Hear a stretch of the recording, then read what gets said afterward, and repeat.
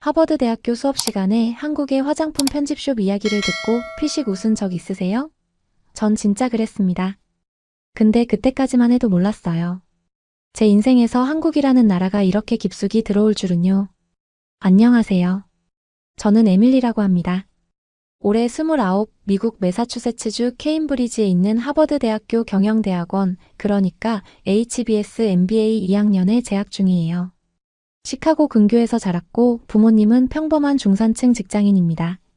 아버지는 보험회사에서 근무하시고 어머니는 공립초등학교 선생님이세요.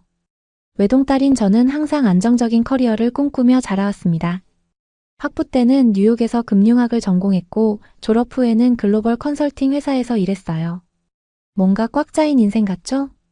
그래서인지 MBA 진학을 결심했을 때 제 자신에게 조금은 새로운 자극을 주고 싶었습니다.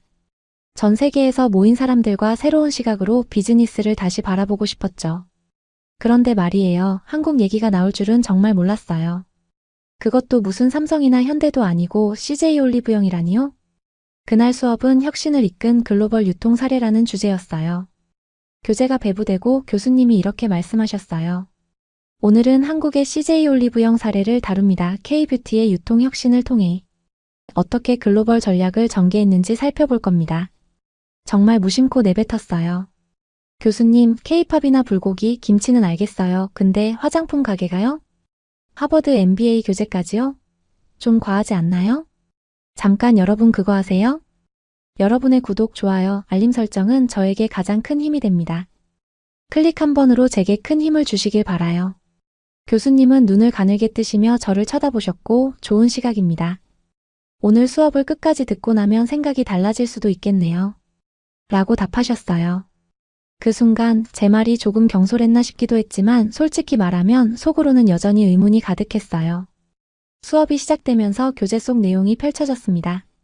단순히 제품을 진열하고 파는 매장이 아니라 중소 브랜드를 육성하고 소비자 트렌드를 분석해 상품 기획에 반영하며 오프라인 매장을 물류 허브로 활용하고 옴니채널 전략으로 온라인과 매장을 연결한다는 구조가 설명됐어요. 솔직히 그제서야 좀 흥미가 생겼습니다. 이거 그냥 가게가 아닌데? 라는 생각이 슬며시 고개를 들더라고요. 하지만 그걸로 제가 완전히 납득한 건 아니었어요.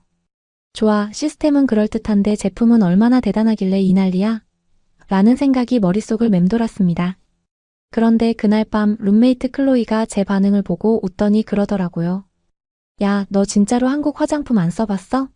난 요즘 스킨케어 거의 다 한국 제품이야. 가성비도 좋고 피부 진짜 좋아져.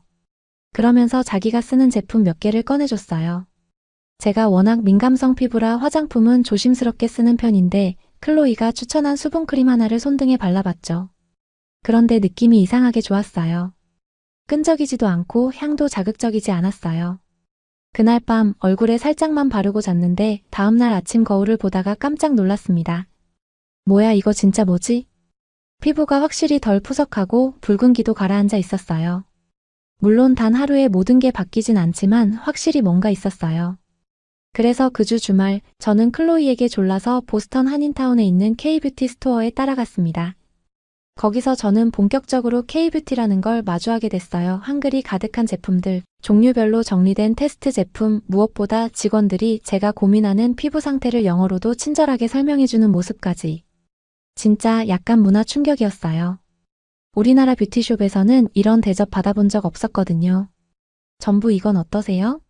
요즘 이게 유행이에요 라며 뭔가를 팔려고만 했는데 여기선 정말 피부를 관리해주는 친구처럼 느껴졌어요. 그날 집에 돌아오면서 머릿속을 맴도는 한 가지 생각이 있었어요. 이 나라. 한국이라는 나라는 대체 어떤 곳이지? 그 질문이 머릿속에 맴돌며 제 인생의 방향을 아주 천천히 그러나 확실하게 바꾸고 있었습니다. 기회는 생각보다 예상치 못한 순간에 찾아왔습니다. 한국이라는 나라에 대해 진지하게 관심을 갖게 된 건 분명 그 밤 K-뷰티 제품을 처음 써보고 난 이후였지만 그때까지만 해도 제가 직접 한국 땅을 밟게 될 줄은 상상조차 못했어요. 저희 하버드 MBA 프로그램에서는 매년 전 세계 다양한 도시에서 열리는 스타트업 포럼에 학생들을 파견하는 프로그램이 있습니다. 저는 원래 유럽 쪽을 신청하려고 했었는데 이상하게도 올해는 아시아권 지원자가 부족하다는 공지가 떴고 뭔가에 이끌리듯 한국 서울을 클릭해서 지원서를 냈습니다. 그리고 며칠 후 제가 서울 포럼 참가자로 최종 선정되었다는 메일이 도착했어요. 그 순간 속으로 이건 우연이 아니야 라는 생각이 들었습니다. 출발 준비를 하면서 저는 정말 철저하게 사전 조사를 했어요. 올리브영은 어떤 구조로 운영되는지, 어떤 브랜드가 인기 있는지, 한국의 소비자들은 어떤 기준으로 화장품을 고르는지까지 다 찾아봤습니다. 그 과정에서 자연스럽게 한국 문화에 대한 호기심도 깊어졌고 K-팝, 한식, 심지어 웹툰까지 살펴보게 되었어요. 저도 모르게 점점 빠져들고 있었던 거죠. 드디어 한국에 도착한 날, 인천국제공항의 첫인상은 세련됨 그 자체였습니다. 모든 표지판이 영어와 함께 잘 정리돼 있었고 입국 절차도 빠르고 깔끔했어요. 처음으로 방문한 아시아 국가라 조금 긴장했는데 직원들의 친절함과 시스템의 효율성에 금세 안심할 수 있었습니다. 공항에서 시내로 향하는 공항버스를 탔을 때 차창 너머로 보이는 서울의 풍경은 생각보다 훨씬 다채로웠습니다. 초고층 빌딩들 사이로 고즈넉한 한옥이 보였고 거리마다 저마다의 개성이 살아 숨쉬는 듯한 느낌이 들었어요. 교통 시스템도 놀라웠습니다. 버스에 탑승하면서 티머니라는 교통카드를 이용했는데 결제도 간편하고 실시간으로 노선 정보를 확인할 수 있는 앱까지 너무 잘 되어 있었어요. 미국에서는 이런 거 아직도 제대로 안 되는 곳이 많은데 말이죠. 그날 오후 포럼 일정 전 자유시간을 활용해 명동의 올리브영 플래그십 스토어를 찾았습니다. 이미 많은 유튜버들이 소개했던 곳이기도 했지만 직접 보는 건 또 다른 경험이었습니다. 입구부터 분주한 듯 활기찼고 매장 전체가 쇼핑보다는 체험을 위한 공간처럼 꾸며져 있었어요. 저는 입구 근처에 있던 스킨케어 존부터 천천히 살펴보기 시작했습니다. 신기하게도 브랜드별이 아닌 피부 고민이나 사용 목적에 따라 제품이 분류되어 있었고 제품 옆에는 간단한 테스트가 가능하도록 샘플과 설명이 준비되어 있었어요. 직원들은 제가 뭘 찾는지도 묻지 않고 조용히 다가와 궁금하신 거 있으시면 말씀 주세요 라는 한마디만 남기고 물러났습니다. 그 무심한 듯한 배려가 오히려 편안했어요. 특히 기억에 남는 건 한 중소 브랜드의 트러블 진정 앰플이었습니다. 제품 위에 소비자 리뷰 4.9점, 피부 자극 테스트 완료 등의 카드가 붙어 있었고 실제 후기도 태블릿으로 바로 볼 수 있게 돼 있었어요. 이 모든 시스템이 단순한 쇼핑을 넘어서 발견과 탐색을 유도하는 구조라는 걸 알게 됐습니다. 그때 저는 무의식 중에 속으로 중얼거렸습니다. 이래서 하버드 교수님이 이 회사를 수업 교재로 선정했구나. 그날 밤 저는 포럼 참가자들과의 웰컴 디너에 참석했어요. 거기서 만난 몇몇 현지 스타트업 대표들과의 대화는 정말 인상적이었습니다. 한 대표는 한국의 화장품 스타트업 생태계를 설명하면서 올리브영이 어떻게 작은 브랜드들을 키워주는 역할을 하는지 이야기해줬어요. 단순히 제품을 납품하는 게 아니라 제품 개발 단계부터 MD들과 소통하고 성공 가능성이 있는 제품에 집중적으로 지원까지 해준다고요. 한국은 작지만 빠르게 움직입니다. 그래서 우리가 글로벌로 나갈 수 있는 발판이 되는 거죠. 그 말이 너무 멋있게 들렸어요. 미국에서 중소기업이 대형 유통 채널에 입점하려면 수많은 서류와 협상, 복잡한 유통 조건을 뚫어야 하잖아요. 그런데 한국은 시스템 자체가 협업 중심으로 짜여 있다는 사실이 놀라웠습니다. 서울에서의 일정을 마무리하던 어느 날 호텔 근처에서 산책하던 중 우연히 동네 골목의 작은 올리브영 매장을 또 보게 되었어요.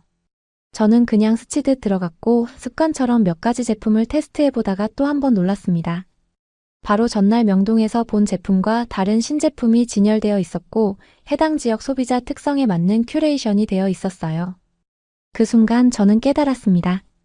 이건 단순한 브랜드가 아니라 한국이라는 나라 전체의 문화와 산업이 함께 움직이고 있다는 증거라는 걸요. 올리브영은 단지 화장품을 파는 곳이 아니었습니다. 이곳은 한국이라는 나라가 가진 빠르고 정교한 변화 능력을 보여주는 창구였어요. 그리고 저는 그 중심에서 완전히 매료되어 가고 있었습니다. 서울에서의 일정은 매일매일이 새롭고 자극적이었습니다. 짧은 시간 동안 제가 보고 느낀 한국은 그저 기술이 발달한 나라 그 이상이었어요. 정교하게 조직된 도시 시스템, 세련된 대중교통, 친절한 시민들, 그리고 무엇보다도 소비자 중심의 철학이 녹아든 유통 문화가 너무 인상 깊었습니다. 하지만 솔직히 말하면 마음속 한구석에는 아직도 이 모든 게 과연 진짜일까? 하는 의심이 조금은 남아 있었던 것 같아요. 포럼 마지막 날이었어요. 저녁엔 환송 만찬이 예정돼 있었고 낮 시간은 자유롭게 쓸 수 있었기에 저는 한국에서 사귄 친구 하나와 함께 홍대 인근의 유명한 국물 떡볶이집에 가기로 했습니다. 날씨는 다소 쌀쌀했지만 기분은 가벼웠고 거리 곳곳에서 들려오는 음악과 사람들의 활기찬 모습이 여행의 마지막을 더욱 특별하게 만들어주고 있었어요. 떡볶이집은 정말로 현지인들이 바글바글한 그런 곳이었어요. 우리가 도착했을 땐 이미 웨이팅 줄이 길게 늘어서 있었지만 제 친구가 여기 꼭 먹어봐야 한다며 강력하게 추천해서 기다리기로 했습니다. 한 30분쯤 지나서야 자리에 앉을 수 있었고 매콤한 국물 떡볶이와 튀김 몇 가지 순대와 어묵을 주문했어요. 문제는 거기서 생겼습니다. 너무 맵고 뜨거운 음식을 허겁지겁 먹다 보니 얼굴에서 땀이 뻘뻘 흘러내리기 시작했어요. 순간은 몰랐는데 식사를 마치고 나서 무심코 거울을 봤더니 입가와 이마 쪽 화장이 완전히 지워져 있었습니다. 특히 그날따라 진한 틴트를 발랐던 터라 땀이 닦이면서 번지고 얼룩져 얼굴이 거의 호러 영화 수준처럼 엉망이 돼 있었어요. 너무 당황해서 얼른 휴지를 꺼내 닦아내려 했지만 상황은 점점 악화됐고 저는 결국 들고 있던 에코백을 얼굴에 대며 화장실 좀 다녀올게 하고 일어섰습니다. 그런데 친구가 저를 붙잡더니 아주 자연스럽게 말했어요. 근처에 올리브영 있거든. 거기 가서 리무버랑 쿠션 하나 사서 다시 정리해. 처음엔 망설였지만 어차피 이대로 있기도 애매했기에 친구와 함께 매장으로 향했어요. 다행히 바로 근처에 매장이 있었고 들어서는 순간 익숙한 진열 구조와 따뜻한 조명이 마음을 안정시켜줬습니다. 매장 직원이 다가와 조용히 무엇을 찾고 계신가요? 라고 영어로 물었고 저는 손짓으로 화장 번진 부분을 가리켰습니다. 그녀는 곧바로 리무버 패드와 메이크업 쿠션을 추천해줬고 이어서 매장 안 화장 공간을 안내해줬어요. 거기엔 일회용 퍼프와 면봉, 미러, 휴지까지 모두 준비되어 있었습니다. 혼자 거울을 보며 얼굴을 정리하는 동안 이상하게 눈물이 날 뻔했어요. 창피해서가 아니었어요. 그저 이 당연한 배려가 미국에서는 그렇게 쉽지 않은 일이기 때문이었습니다. 고객이 예상치 못한 상황을 겪었을 때 이렇게 자연스럽고도 완벽하게 해결책을 제공하는 유통 시스템. 그 순간 저는 마음속에 남아있던 모든 의심이 스르르 녹아내리는 걸 느꼈습니다. 그날 저녁 포럼 환송만찬에서 저는 이 이야기를 짧게 발표했어요. 한국에서 K-뷰티는 단지 제품을 말하는 것이 아닙니다. 그것은 배려의 미학이며 소비자 경험의 총체입니다. 라고요. 행사에 참석했던 한국 스타트업 대표 한 분이 제 말을 듣고 웃으며 이렇게 말했어요. 우리에겐 눈치라는 문화가 있어요. 고객이 말하지 않아도 불편해하기 전에 미리 도와주는 게 중요하죠. 그 말은 그날 제일 인상 깊었던 문장이었고 어쩌면 올리브영이 이렇게까지 성장한 이유가 그 눈치에서 비롯된 게 아닐까 생각했습니다. 다음 날 아침 저는 공항으로 향하기 전 마지막으로 또 한 번 올리브영에 들렀습니다. 그동안 써보고 반했던 제품들을 몇 개 더 사기 위해서였어요. 계산대에서 마지막으로 카드를 긁으며 매장 밖을 나설 때 이상하게 마음이 먹먹해졌습니다. 처음 이 브랜드를 접했던 수업 시간 제가 얼마나 무심하고 비판적으로 굴었는지 떠올랐거든요. 이젠 말할 수 있어요. 올리브영은 단지 한국의 유통 브랜드가 아닙니다. 그것은 한 나라가 소비자와 어떻게 교감하고 어떻게 트렌드를 이끌어가는지에 대한 총체적인 증거예요. 그리고 저는 이제 그것을 의심하지 않습니다. 그 순간부터 저는 CJ 올리브영이라는 이름이 교재에 실린 이유를 온몸으로 이해하게 되었습니다. 한국이라는 나라 역시 단지 유행하는 국가가 아닌 그만큼의 실력과 디테일을 갖춘 진정한 글로벌 강자라는 것도요. 한국에서의 공식 일정이 모두 끝난 후 저는 귀국 비행기까지 이틀이라는 여유를 일부러 남겨두었어요. 포럼 참가자로서가 아닌 그저 한 명의 여행자로서 한국을 마음껏 경험해보고 싶었기 때문입니다. 출장처럼 빠듯하게 움직였던 일정 동안에는 한국이란 나라를 이해하려고 애썼다면 이틀간은 그저 느끼고 즐기고 싶었어요. 그날 아침 저는 서울의 이태원에 있는 게스트하우스로 숙소를 옮겼습니다. 전날 밤 늦게까지 블로그와 유튜브로 여행 코스를 찾아봤고 계획한 대로 가볍게 커피 한 잔으로 시작하는 하루였습니다. 카페는 이미 현지 사람들과 관광객들로 가득했는데 대부분이 노트북을 펼치고 작업을 하거나 조용히 책을 읽고 있었어요. 커피 맛도 훌륭했지만 그보다 더 인상 깊었던 건 그 여유로운 분위기였습니다. 서울은 분명 바쁘고 에너지 넘치는 도시인데 사람들 속에는 어떤 차분한 흐름이 공존하고 있었어요. 점심시간쯤엔 경리단길을 걷다가 우연히 작은 북촌 한옥마을에 들르게 되었고 그 골목 안에서 만난 전통 찻집에서 말차 한 잔을 마시게 됐어요. 주인 아주머니는 제가 외국인인 걸 알고도 전혀 부담스럽지 않게 대해주셨고 간단한 영어로 차의 종류를 설명해 주셨습니다. 그렇게 차를 마시며 바라본 작은 마당과 고즈넉한 기와 지붕은 그간 보지 못했던 한국의 또 다른 얼굴이었어요. 첨단과 속도의 나라로만 알았던 한국에 이런 정적인 미가 있다는 게 정말 의외였고 동시에 감탄스러웠습니다. 그날 밤 숙소로 돌아와 뉴스를 보다 보니 미국 CNN과 영국 BBC에서도 한국의 뷰티 산업을 다룬 기사가 나오고 있었어요. K-뷰티 브랜드가 유럽 대형 백화점에 입점했다는 소식과 함께 전 세계에서 K-스킨케어 열풍이 확산 중이라는 내용이었습니다. 한국 제품들이 단지 트렌디해서가 아니라 합리적인 가격과 뛰어난 효능으로 소비자들에게 신뢰를 얻고 있다는 보도가 인상 깊었어요. 저는 속으로 이런 뉴스가 나올 만도 하구나 하고 생각했어요. 직접 체험해본 결과로도 한국 화장품은 단순한 미용을 넘어서 하나의 라이프 스타일을 제안하고 있었으니까요. 그리고 그 모든 것의 중심에는 고객을 진심으로 이해하려는 태도가 있었고요. 다음 날은 여행의 하이라이트로 남기고 싶었던 체험을 위해 압구정 쪽으로 향했습니다. 그동안 수많은 K-뷰티 유튜버들이 다녀간 곳 바로 전문 스킨케어 샵이었어요. 원래는 외국인 전용 관광 코스에 있는 고급 케어 프로그램을 이용할까 했지만 좀 더 로컬 감성을 느끼고 싶어서 일회권으로 체험 가능한 일반 샵을 예약했습니다. 샵에 도착하자마자 느낀 건 청결함과 정돈된 분위기였습니다. 인테리어는 밝고 부드러운 톤으로 꾸며져 있었고 직원들은 부드러운 미소로 저를 맞이했어요. 상담 과정에서는 제 피부 타입과 현재 고민을 꼼꼼히 체크해줬고 영어가 유창한 직원이 친절하게 설명을 이어갔습니다. 오늘은 수분 집중 케어로 진행해드릴게요라는 말에 기대 반 설렘 반으로 케어룸에 들어섰어요. 스킨케어는 단순한 팩이나 크림 바르기에 그치지 않았습니다. 증기 타월로 모공을 열고 정성스레 클렌징을 해준 후 고주파 기기로 순환을 돕고 천연 앰플을 바른 다음 얼굴 전용 마사지를 진행해줬어요. 케어가 끝났을 땐 마치 얼굴이 다시 태어난 기분이었습니다. 거울 속 제 얼굴은 확실히 맑아져 있었고 무엇보다 촉촉함이 오랜만에 느껴졌어요. 체험이 끝난 후 상담실에서 따뜻한 차를 마시며 피부 상태에 대한 조언을 듣는데 직원분이 마지막에 이렇게 말했어요. 한국 사람들은 스킨케어를 자기 자신을 돌보는 시간으로 생각해요. 그냥 예뻐지기 위해서가 아니라 내 몸과 마음을 함께 케어하는 거죠. 그 말이 가슴 깊이 박혔습니다. 미국에서는 종종 화장품이 외모를 바꾸기 위한 무기처럼 느껴졌는데 한국에서는 그것이 자기 자신과의 대화처럼 다가왔어요. 이 문화적인 차이가 결국 전 세계 사람들이 K-뷰티에 열광하는 이유 아닐까요? 해질 무렵 한강공원에서 자전거를 빌려 탔어요. 시원한 바람을 맞으며 강변을 달리는 그 순간 저는 지금까지 한국에서 느꼈던 수많은 감정들이 한꺼번에 밀려오는 걸 느꼈습니다. 처음엔 반신반의로 시작했던 이 여정이 저를 이렇게까지 바꿔놓을 줄은 몰랐어요. 돌아가는 비행기 안에서 저는 다시 한번 되새겼습니다. 왜 처음에 한국을 과소평가했을까? 왜 그렇게 쉽게 판단했을까? 그 모든 생각이 얼마나 짧고 편협했는지를 이젠 분명히 알 것 같았어요. 한국은 그저 콘텐츠가 유명한 나라가 아니었습니다. 그 콘텐츠 속에는 삶의 철학이 있었고 사람을 중심에 둔 정교한 디테일이 있었습니다.